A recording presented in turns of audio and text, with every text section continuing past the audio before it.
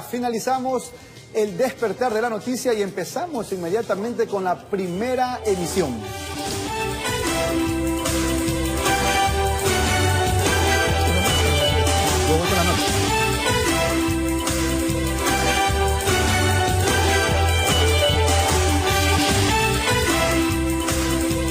Mañana, 7 en punto de la mañana. Levántate, cuerpo vago, pacharacocioso. Pensaba que me había olvidado de ti, jamás. Para toda esa gente que está en casita, que necesita ver. Levántate, cuerpo vago, aquí está la bombón, la amiga de ustedes, la que está en las buenas y las manos para las que sea, en las buenas y en las malas. Ya sabe, varón, ponte 11, ojo al piojo, ponte tieso, cabezón, que llegó la bombón. Ahí te quiero ver. Con ese manazo, ¿quién no se despierta, Mayrita? Ahí están mis 5 pelaverdes. Muchas gracias por vuestra sintonía. Estas manos que una vez saludaron, ahora van a seguir saludando. Yo sé que estas manos, ¿ves? Estos 5 dedos con este anillo de oro, que ya con tanto alcohol que me he hecho, ya se me está poniendo blanco. Pero le esperan acá afuera, ¿no? Se me está llevando el oro, el alcohol. Un guachazo de la bombón ha de ser cosa seria, ¿no? Si quieres le enseño. No, por favor. No. Bueno, por las buenas. Pensé que quería experimentar el guachazo. No. ¡Oh! ¿Usted se ve al cuartel? No, yo fui y me presenté, pero como soy pie plano, me dijeron, usted no sirve ni para la comida de los leones. Vaya, ¿Verdad? Ni para los leones, porque ahí los leones quedan con hambre. Yo tengo 2 pies izquierdos, yo me caigo solito. Yo soy pies plana. Yo también. Por eso que siempre me ando cayendo. Yo pensaba que era por otra cosa. Somos igualitos. Soy pies plana y... Yo quise servir a mi nación, a mi patria, pero no me cogieron ya. Yo sabía que no te iban a coger. Pues, estos rechazos no cogen en el cuartel. No te ahoguito para que le digan dónde lo mandan a los que tenía la voluntad de hacer el servicio militar. Bueno, la voluntad es grande. Con la voluntad se ha salvado el mundo. Y no importa que tenga esos 2 pies izquierdos. Pero usted tuvo ganas y se ofreció. Parecen ahora bailejos, que no sirva para eso, otra cosa. Antes de mis pies parecen bailejos. ¿Y cómo le dijeron? No sirve ni para la comida de los leones, jovencito. Vaya por ahí. ¿Cómo me dijeron ahorita? Vaya por ahí. Cállese, gato seco. Okay. Bien, continuamos con el desarrollo de la información, amables televidentes. Escuchen, porque una decena de barrios del sur de Quito fue afectada tras las intensas precipitaciones de este domingo. Organismos de respuesta y socorro trabajan en la limpieza de quebradas y sumideros para evitar nuevas inundaciones. Pedro de Guajalú, Nueva Aurora, Guamaní, La Lucha de los Pobres, El Conde, Solanda, Ajaví y el sector de la Teniente Hugo Ortiz fueron las zonas afectadas por la acumulación de agua-lluvia, producto de las intensas precipitaciones registradas este domingo que ocasionaron el desbordamiento de la quebrada Caupicho. Por historia no se ha tenido en este sector tal cantidad de agua que se presentó ayer en esta precipitación, y segundo, la acumulación de basura y escombros arriba, en la parte de arriba de las quebradas. La corriente de agua desprendió puertas, paredes, ventanas y hasta arrastró containers con carga. Este contenedor de 10 toneladas, el agua pues le llevó como dice la canción, como un barco de papel. Veíamos que traía cosas, yo vi que pasó un taxi, pasó la cabeza de una furgoneta, entonces trajo contenedores de basura. El agua y el lodo llegó a decenas de casas. Enseres, ropa y víveres se perdieron. Veo que viene el agua. Yo pensé que estaba tapado la cañería, pero lastimosamente no ha sido eso. No ha sido eso que ha tapado la cañería, sino es que fue lo que una sola se vino todo el agua que sale del río. Por más de 12 horas la comunidad trabajó en la limpieza de sus viviendas. Sin embargo, el esfuerzo no fue suficiente. Vea, señorita, cómo estamos nosotros aquí todito. Ve el agua, la ropa.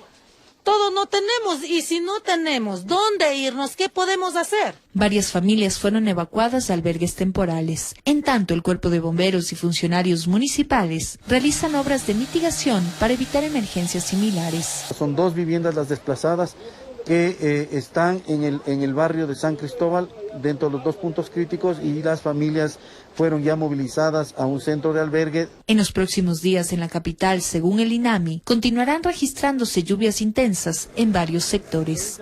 Informó Sofía Vintimilla. 7 de la mañana con 5 minutos, 7 de la mañana con 5 minutos. Bienvenidos a la gente que se levanta y se engancha con nosotros. Un abrazo Al menos 200 comerciantes informales fueron desalojados de los alrededores del Camal Metropolitano, esto es en el sur de Quito. Esto con el objetivo de evitar aglomeración de personas y con ello la propagación del COVID-19. Aquí la información. Al menos 6 cuadras de la calle Orejuela fueron valladas por la Secretaría de Seguridad. El propósito, evitar la proliferación del comercio informal en un sector en el cual usualmente se ofertan productos cárnicos y que, de acuerdo a las autoridades, las ventas en esa zona no cuentan con un control de procesos para el tratamiento de alimentos. No existe el control de la cadena de frío que deberían tener estos productos a fin de estar estos refrigerados y que sean aptos para el consumo humano. El operativo inició en la madrugada. Únicamente los locales cercanos al Camal Metropolitano que contaban con los permisos necesarios se les permitió trabajar. Esto mientras funcionarios municipales, Policía Nacional y Fuerzas Armadas evitaban que las personas irrespeten las distancias sugeridas por la OMS para evitar la propagación del COVID-19. Que no exista un nivel de feria libre aquí en donde no es un espacio autorizado, para que haya una libre movilización y sobre todo para que se eviten los focos de contagio, ¿no? En tanto, los representantes del Camal aseguraron que el trabajo en el sitio continúa y que solo el personal administrativo está realizando teletrabajo. Nosotros estamos trabajando ahora en 3 días a la semana, desde las 3 de la mañana estamos laborando, estamos faenando alrededor de 200.000 kilos de carne bovina y unos 90.000 kilos de carne porcina a la semana para abastecer a la ciudad de Quito. La calle Orejuela permanecerá vigilada mientras continúe el estado de emergencia en la capital, informó Sofía Vintimilla. Por otro lado, tras la rotura en las bases y tuberías del sistema de oleoducto transecuatoriano SOTE y el oleoducto de crudos pesados OCP, mediante un comunicado se dio a conocer que se está trabajando en una variante en la ruta para restablecer el servicio de transporte de crudo. La longitud de esta variante es de alrededor de 1.700 metros y ayudará a restablecer el servicio de transporte a la mayor brevedad posible, con el objetivo de reanudar el servicio, limpiar y remediar las áreas afectadas por lo ocurrido. Según el comunicado, la empresa reanudaría el servicio el 4 de mayo.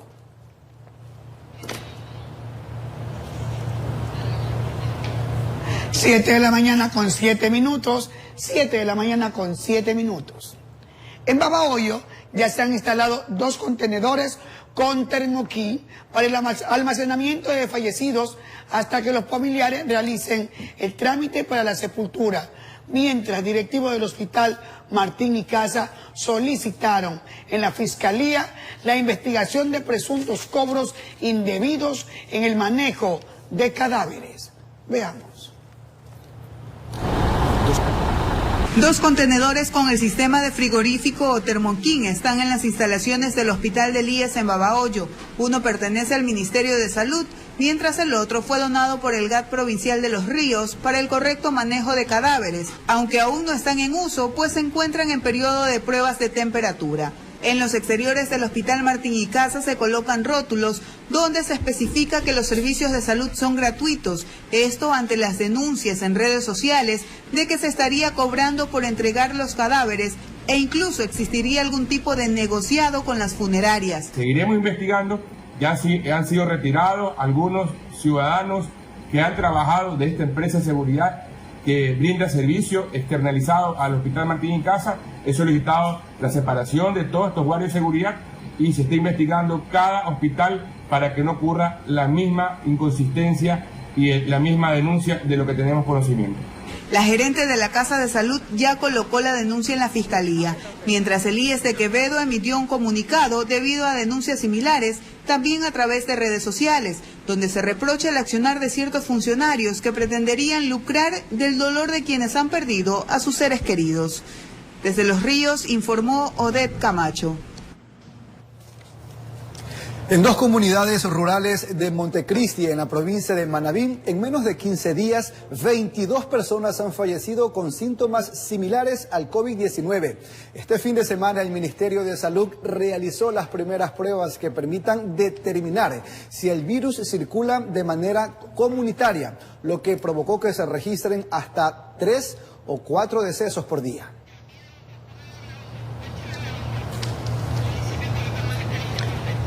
Bueno, pues nos regresamos a Guayaquil. El municipio de Guayaquil emprendió una campaña para concienciar a la ciudadanía sobre el uso obligatorio de mascarillas en espacios públicos. Para ello han colocado tapabocas en los monumentos de la ciudad. Sí, como escuchó bien, en las principales estatuas y bustos de la urbe, con el fin de llamar la atención de la colectividad. Aquí la información. El trinar de una ciudad herida y sin embargo de pie vuelve a golpear las puertas de la conciencia. Al filo del Manso y sus delirios cotidianos. Ha silenciado el encuentro de dos libertadores para gritar al oído de algunos que aún no encuentran la sensatez por ningún frente de la emergencia. A 2 cuadras, el ideólogo de la independencia también asumió el desafío como el 1 de octubre de 1820, cuando engranaron la antesala en la fragua de Vulcano. Al ingreso del Paseo Arosemena, tapabocas sobre el verbo mitológico de Guayaquil para destapar la indiferencia social. El municipio adoptó la estrategia conceptualizada en Argentina para concienciar a una facción ciudadana que sigue en el pozo de la inconsecuencia. Hace poco aprobó la ordenanza que en la primera infracción establece el 30% del salario básico y en la segunda el 40%. Sin embargo, a través de la Fundación Acción Solidaria ha contratado la confección de 2.500.000 mascarillas a manos de mujeres que hoy están sin empleo por la cuarentena. Por ellas y su liderazgo permanente para despertar conciencias por sus consignas inclaudicables hacia la plena libertad individual.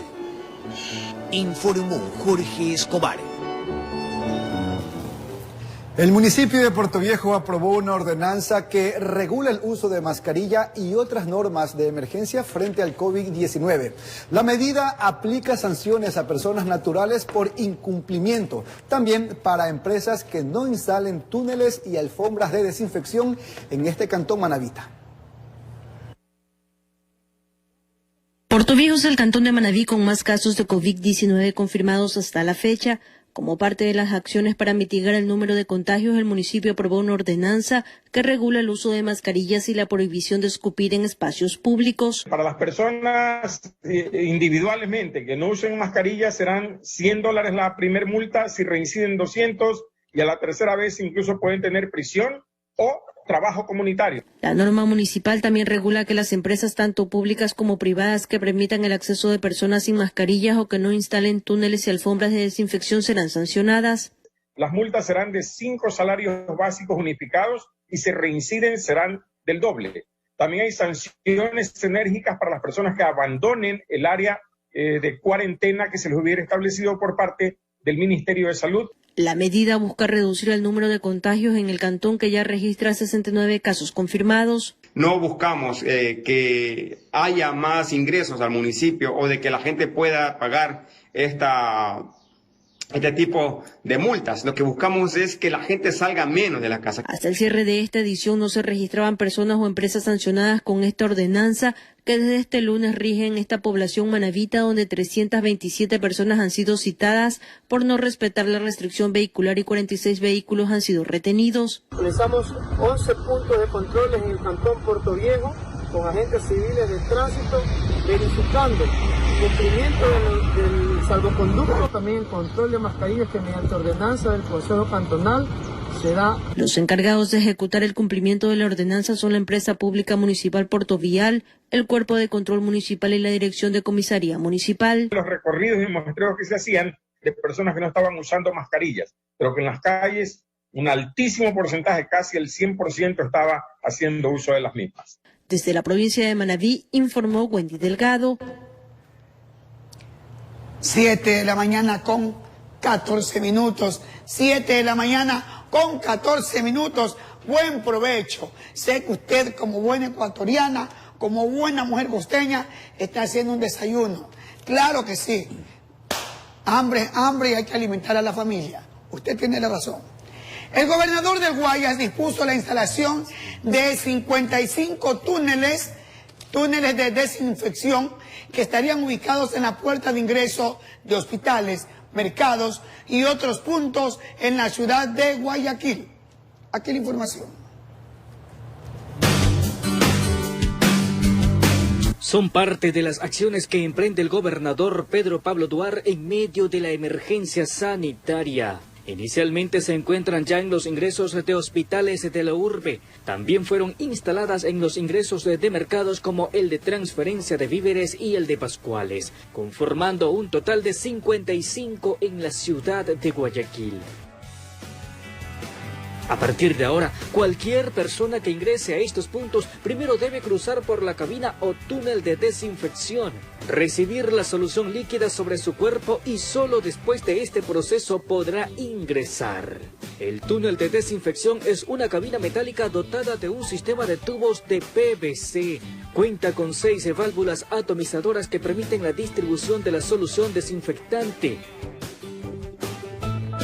Se encuentran supervisados por parte del Ministerio de Salud Pública, pero es la administración de estos sitios la que decide utilizar el desinfectante que considere pertinente, de acuerdo a la actividad de cada uno de estos espacios. Informó José Morales.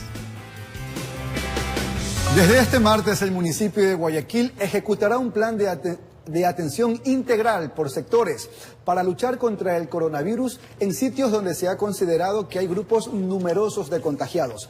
Para esto se desplegarán de forma coordinada con personal médico, insumos y uniformados para hacer las visitas puerta a puerta.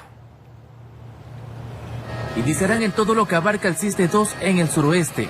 Hasta aquel sector de la ciudad se desplegarán grupos médicos con insumos, medicamentos, personal de ATM, Policía Nacional y demás instituciones que integran la Fuerza de Tarea Conjunta para poner en marcha el plan de atención integral por sectores. Se inicia una sectorización de la ciudad de Guayaquil donde hayan la mayor concentración de casos posibles.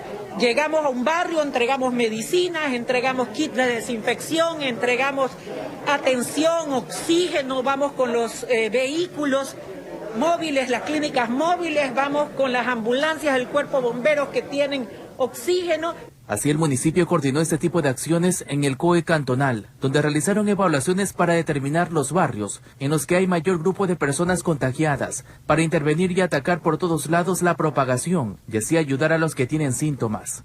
Nosotros en esa casa entramos con desinfección, con kits alimenticios, con kits de desinfección, con vitamina C y zinc, y entramos también con los Hércules a limpiar las calles de ese mismo sector, de ese mismo barrio. Vamos a avanzar por sectores en la ciudad de Guayaquil, limpiando, desinfectando, con alimentos, con médicos, con medicinas. Y esto se suma a los convenios que estoy firmando con APROFE y que también voy a firmar con una clínica de diálisis para que los pacientes que necesiten diálisis vayan directamente a atenderse allá y las madres que necesiten dar a luz puedan dar a luz gratuitamente. En caso de conocer que hayan personas con complicaciones médicas, los trasladarán hasta hospitales del Ministerio de Salud. Así lo mencionó la alcaldesa. Y derivamos los casos según la gravedad, atención primaria, atención médica y la atención más grave que será ya en los hospitales de salud pública, porque ahí ya sí necesitan entrar en la unidad de terapia intensiva. En esta primera visita abarcarán aproximadamente 4.000 predios de aquel sector popular de la ciudad, informó Charlie Pisa. Bueno, continuamos informando. 7 de la mañana con 19 minutos. 7 de la mañana con 19 minutos. En el suburbio de Guayaquil se desplegaron actividades de fumigación y entrega de víveres a los moradores de ese punto de la urbe. Las autoridades también se refirieron a la aplicación de las pruebas rápidas del COVID-19. Veamos. En la 24 y García Goyena, suburbio de Guayaquil, había más movimiento de lo normal. La policía custodiaba el sitio, haciendo respetar el toque de queda. Al punto llegó el gobernador del Guayas, Pedro Pablo Duar. El tema a tratar fue el COVID-19.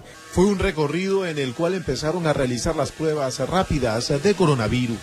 Estamos yendo a casa por casa, según un muestreo que tenemos, para hacer estas pruebas rápidas, para ir identificando cómo va evolucionando el el virus o el contagio en este sector. Adicionalmente, con el apoyo de la Policía Nacional, estamos visitando casa por casa para entregar cada día 1000 kits de alimentos. Van a venir alrededor de 100.000 pruebas rápidas a la ciudad en los próximos 3 días y seguirán viniendo alrededor de 100.000 por semana. ¿Cuál es el porcentaje de confiabilidad de estas pruebas? Las pruebas rápidas no nos entregan a nosotros la certeza de quién está contagiado, sino de quién tiene anticuerpos. Y eso nos permite que esas personas tengan la tranquilidad de salir. Por eso es que tenemos que combinar pruebas rápidas con pruebas PCR para poder saber quiénes fueron contagiados y quiénes ya tienen anticuerpos. Trabajan con autoridades locales para evitar que el virus se siga extendiendo. En este caso estamos haciendo también algo parecido, que es aislar, si cabe el término, pero más bien atendiendo los focos principales donde ha habido mayor contagio. Además de que ya tienen identificados los sitios más afectados y en dónde deben concentrarse. ¿Cuáles serían los puntos conflictivos quizás acá en la ciudad de Guayaquil? Bueno, estamos empezando en la parroquia Férez Cordero, la parroquia Jimena también, todo lo que es el sur de la ciudad. Hoy estamos empezando en este punto. Aparte de todo, se les entregó víveres a las personas que habitan en la zona y realizaron actividades de fumigación. Informó Julio César Saona. La alcaldía de Guayaquil y el gobierno seccional de Shanghái, China, coordinan acciones para combatir el COVID-19 en el puerto principal. Esto como medida para evitar la expansión del coronavirus. Mediante una videoconferencia, la alcaldesa de Guayaquil mantuvo comunicación con las autoridades de la ciudad de Shanghái, en China. El tema que abordaron es el COVID-19. Según lo que explicaron los representantes de ambos países, existe la necesidad de unir esfuerzos para combatir el coronavirus. China, al tiempo de sufrir irreparables pérdidas humanas y económicas, ha tratado de ofrecer lo que esté dentro de sus posibilidades para ayudar a otros países en su labor por contener esta pandemia. El Ecuador es el tercero entre los países latinoamericanos con mayor número de casos registrados del COVID-19. Nosotros estamos viviendo en Ecuador una verdadera tragedia y Guayaquil es el epicentro.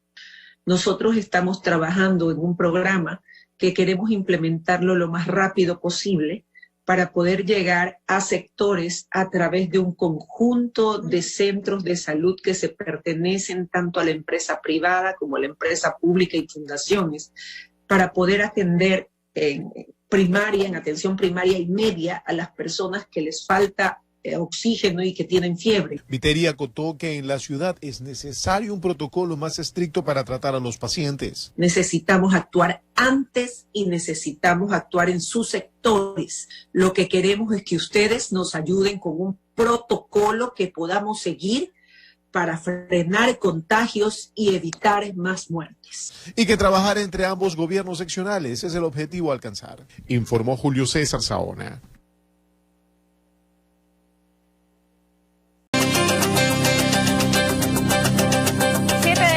Con 28 minutos, amigos televidentes, muy buenos días. Hoy nos vamos a contactar con el ministro de Salud, Juan Carlos Ceballos, para dialogar sobre esta emergencia sanitaria que vive nuestro país. Ministro, muy buenos días y bienvenido, lo escuchamos.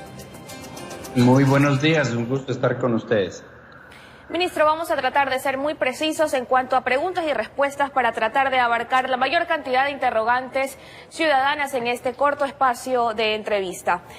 ¿No considera usted que es antecedente suficiente, por ejemplo, las quejas de los familiares que aún no encuentran a sus fallecidos entre la pila de cadáveres en los hospitales, la queja de los padres de familia, también de los médicos que se han visto infectados por COVID-19? ¿No es un antecedente suficiente como para decir que el sistema sanitario de nuestro país ha colapsado? ¿Por qué negarlo, ministro?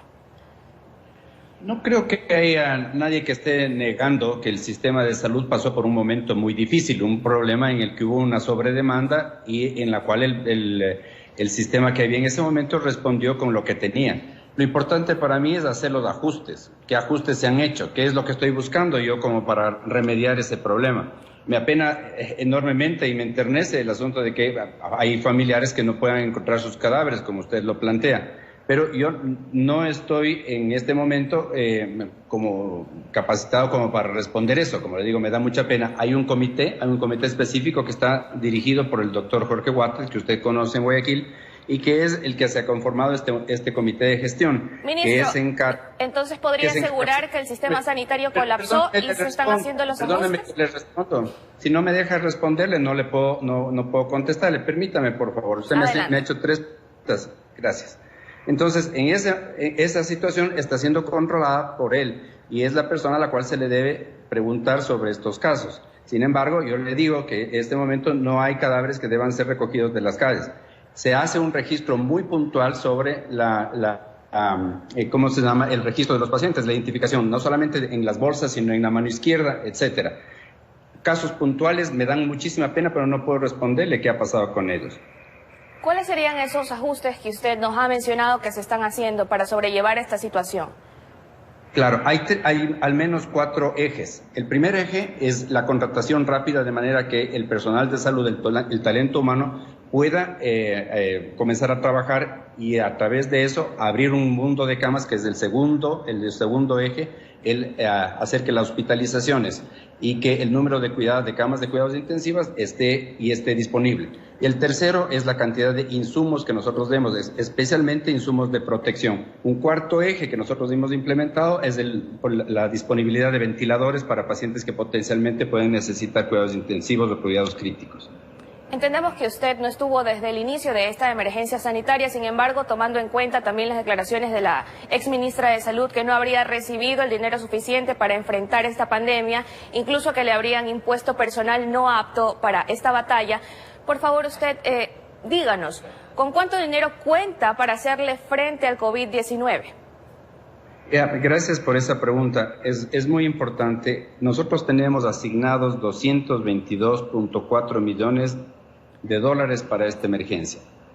Tenemos suficiente disponibilidad de camas en Guayas, la alcaldía donó 100 camas, el país cuenta con 134 hospitales públicos, etcétera. El talento humano, como le dije, se han hecho contrataciones rápidas y contrataciones que ahora, respondiendo a la sensibilidad de los médicos, se ha extendido no solamente por 3 meses, sino por hasta el mes de diciembre, de manera de responder a este hecho de que es más atractivo y más riesgo ir a Guayaquil.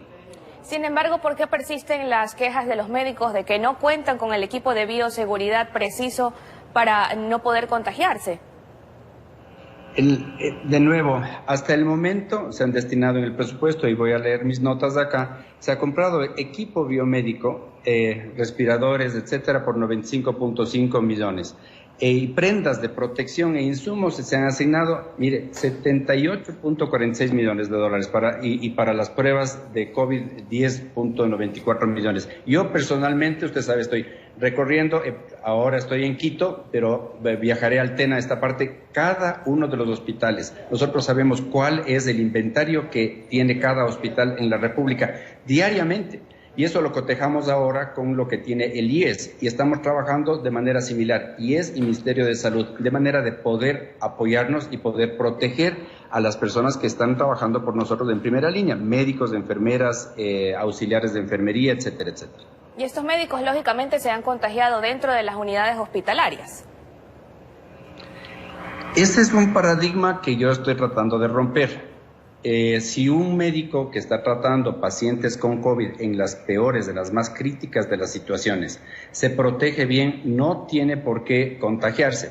Obviamente, como está expuesto, varias maneras uno puede cometer errores, pero la probabilidad de contagio es mínima comparado con la probabilidad de contagio de ese mismo médico afuera, en fiestas, en reuniones sociales, etcétera, etcétera. Entonces yo mantengo y sigo teniendo y recolectando una cantidad de información muy grande sobre médicos que se han contagiado afuera, médicos sin culpa, sin intención, y han llevado el virus al centro hospitalario. Y ese contagio no fue hecho directamente del paciente al médico, sino al revés, de fuera de la comunidad, como digo, sin intención. No es no quiero con estos detalles criticar a nadie, pero fueron de afuera hacia adentro, hacia el hospital. Un ejemplo muy concreto, un ejemplo muy concreto fue el día de ayer en el hospital de Machala. los médicos de ahí, sin intención, se contaminaron fuera y llevaron al hospital y contaminaron un montón de gente, no solamente administrativos, sino también médicos y enfermeras. ¿Usted ha revisado de primera mano que los médicos sí tengan esos equipos? Porque hemos recibido muchas denuncias de algunos doctores que dicen que están desabastecidos, de pronto algo está fallando ahí en la línea hasta que lleguen esos equipos a manos de los doctores. No, yo he ido y siempre que voy a un hospital me encargo de ir a las bodegas del hospital y, como le digo, tenemos un registro diario muy concreto de cuántas prendas tenemos y hacemos una proyección prácticamente cada 3 semanas de que eso no falte. Yo he verificado eso en cada uno de los hospitales. No existe un hospital que yo haya visto que le falten los insumos. Y les digo, estamos trabajando línea a línea con el IES de manera de prestarnos los insumos, de prestarnos los trajes, los tíbets y todo lo que necesitemos en caso de necesidad. Pero no ha faltado y no falta en este momento los trajes de bioseguridad. Otro problema que persiste es que hay desabastecimiento de medicinas, por así decirlo. ¿No considera que se debió haber creado de pronto una ordenanza desde el principio que prohíba la venta informal de medicinas, de guantes, de mascarillas? Porque las personas no consiguen medicamentos tan básicos, por ejemplo, como paracetamol. Tienen que hacer largas filas, tienen que ir varios días. Entonces, esa es una queja, una molestia que entendemos de la ciudadanía, porque no consiguen esto que necesitan para enfrentar la pandemia, la enfermedad del COVID-19. Sí, Glenda, yo acepto eso plenamente. De nuevo, la solución que nosotros hemos dado es tratar de hacer importaciones muy rápidas, pero comprenda también que nosotros estamos compitiendo con un mercado internacional que se desabasteció ante una demanda fuera de toda previsión.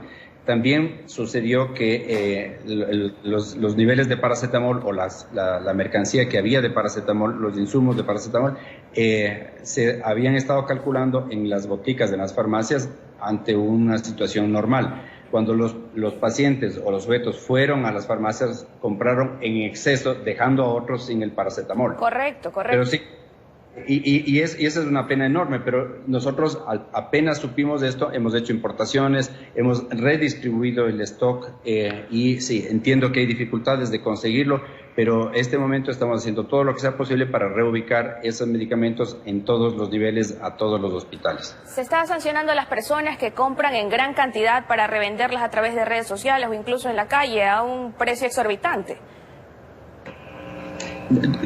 Por parte del Ministerio de Salud Pública, a mí me parece que eso es una cosa terrible de hacerlo y hemos sancionado a quienes han incumplido con la ley, pero no me corresponde a mí hacerlo. A mí, más bien el mensaje a la comunidad dijera, no compre en exceso, compre, tenga lo que va a necesitar, pero no anticipen demasiado, porque está quitando a otras personas el derecho de compra y el derecho de acceder a esa medicación que es tan importante. Es decir, ministro, para puntualizar que sí nos vamos a continuar abasteciendo de estos medicamentos necesarios. Sí, nosotros estamos haciendo todo el esfuerzo, no solamente para aumentar la producción nacional, porque parte del paracetamol se produce acá, sino también para importar. Pero la competencia es harta y estamos haciendo lo mejor. Y la redistribución, como repito, ha aliviado en parte este gran problema. ¿Qué está pasando en cuanto a la línea 171, específicamente el Ministerio de Salud Pública, que no están entregando las pruebas en su debido momento? Primero, que se demoran en llegar a los domicilios. Segundo, que no las entregan a tiempo. Muchas veces las personas ya pasan su ciclo viral sin conocer con exactitud si tuvieron o no COVID-19. ¿Por qué esa demora, ministro? ¿No hay que agilizar el trámite? Tiene toda la razón y a mí me duele terriblemente la espera en pacientes que están metidos en sus casas y que no tienen el resultado del examen.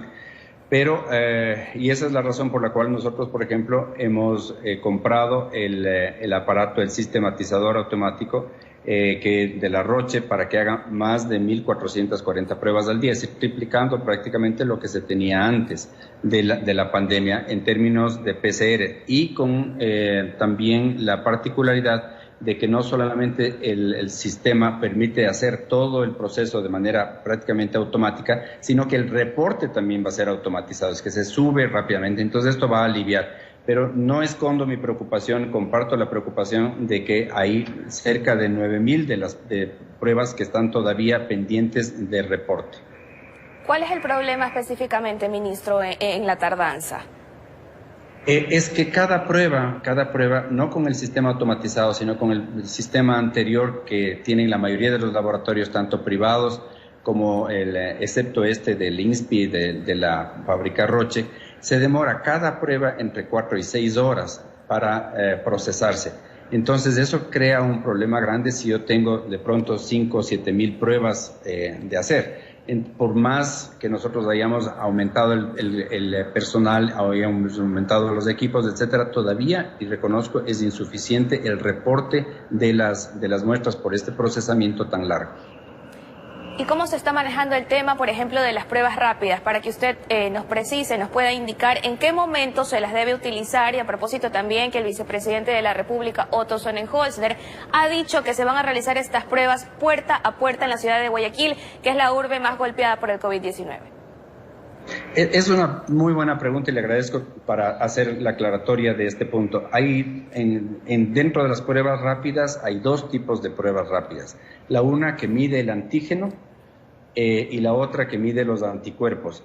En el 90 y pico % o la mayoría de las pruebas que tenemos disponibilidad acá, y particularmente el Ministerio de Salud Pública, las pruebas rápidas son las de anticuerpos.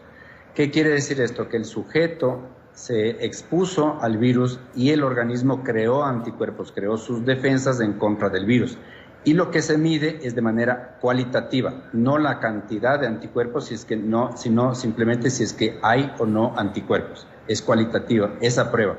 Pero ¿a quién se le debe dar esta prueba? ¿A la población de Guayaquil? Sí, por supuesto, porque la población de Guayaquil, de manera particular, ha estado expuesta al virus durante un tiempo prolongado. Pero estas pruebas no están indicadas en aquellas ciudades, en aquellos sectores, en aquellas provincias en las cuales la exposición ha sido muy baja. ¿Por qué? Porque la comunidad no ha tenido el tiempo como para desarrollar estos anticuerpos.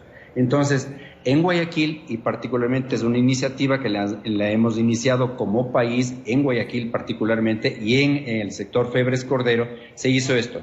El día anterior también se hizo en Babahoyo, y se han hecho pruebas rápidas, pero cotejadas también con las pruebas de PCR y una encuesta que va a permitir saber el entorno epidemiológico, los datos epidemiológicos de cómo se produjo la exposición, cuáles fueron los principales síntomas, etcétera, de manera de determinar cuál va a ser la siguiente acción, Glenda. La siguiente acción va a ser, vámonos a liberar ciertas medidas de contención que nosotros tenemos. Si es que la evidencia científica, a través de este método muy probado, funciona. Ministro, ya para ir cerrando, ha pasado un mes desde que el presidente decretó la emergencia sanitaria en territorio nacional y al momento se contabilizan 7.529 contagiados, 355 fallecidos y ya alrededor de 5 provincias con contagio comunitario. ¿Cree usted que las medidas de restricción como toque de queda y también de la circulación de los vehículos, entre otras, han sido suficientes? Yo creo que fueron medidas súper oportunas. El Ecuador es el país, el primero y el segundo país en muchas de las estadísticas que impuso, por ejemplo, el cierre de los hospitales primerito, mucho antes que Argentina, mucho antes que Colombia, mucho antes que México, mucho antes que el Perú, mucho antes que los Estados Unidos. Fíjese que el primer caso de los Estados Unidos está ratificado 3 o 4 días antes del 29 de febrero, donde se verificó el primer contagio de la paciente cero. Y en los Estados Unidos se demoró eternamente para hacerlo, y vea el número de muertes que hay. Entonces ¿qué falló aquí, ministro? Lo que falló aquí fue el acatamiento de la orden. Aquí falló que, particularmente en Guayaquil, en una ciudad en la que estaba de vacaciones, recibió a todos esos pasajeros que venían de Europa y con carga viral altísima y diseminó en toda la población de Guayaquil. Si esto no se hubiera dado, nosotros hubiéramos tenido lo que está sucediendo en Quito, por ejemplo, una curva más pausada, más lenta, más sosegada, que permite que el sistema de salud actúe de manera más adecuada, más oportuna. ¿Cuándo esta curva llegaría a su meseta y finalmente al descenso, que es lo que todos estamos esperando? Depende en dónde. Yo creo que es importante hacer esta señalización. En Guayaquil yo creo que estamos entrando ya a la meseta. No quiero sonar optimista, quiero sonar muy objetivo. Todavía las medidas tienen que mantenerse como están, por eso es que estamos en semáforo en rojo, como lo ha manifestado la ministra Romo. Pero yo creo que la cantidad de llamadas al 171, la cantidad de personas que van a emergencia y la cantidad de personas que tienen un diagnóstico positivo se ha estabilizado. Y esas son muy buenas noticias. Sin embargo, no podemos bajar la guardia, déjennos hacer nuestro trabajo. Yo pido paciencia a la comunidad y cuando nosotros tengamos toda la evidencia científica, nosotros vamos a actuar como para liberar o para mitigar estas medidas. Muy bien, tenemos que finalizar la entrevista, ministro, pero se han quedado algunos temas en el aire por cuestión de tiempo y nos gustaría contar con usted en una próxima ocasión. Siempre a su orden. Muchas gracias por eso. Ustedes continúan con más información, compañeros. Adelante.